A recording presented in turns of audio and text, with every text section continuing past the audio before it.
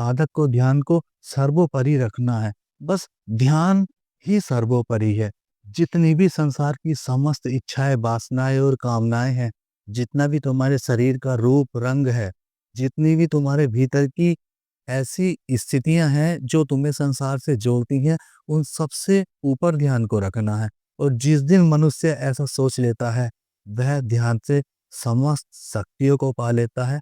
समस्त अवस्थाएँ जो ध्यान से गुजर कर निकलती हैं और उसके बाद जब वह अवस्था मिलती है, जिसमें वह ठहर जाता है, वह उस अवस्था को भी बहुत जल्दी पा लेता है। उसके शरीर के समस्त चक्र जागृत हो जाते हैं।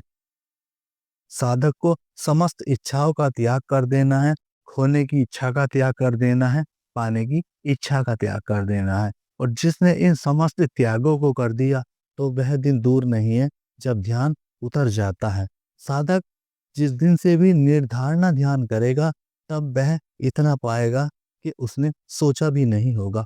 उसकी सोच उस अवस्था तक जा भी नहीं सकती है कि जिस अवस्था में परब्रह्म स्वयं उसके भीतर उतरता है।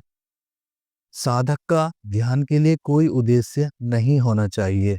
आपका स्वस्थ शरीर प्राप्त करने के लिए भी ध्यान का उद्देश्य नहीं होना चाहिए।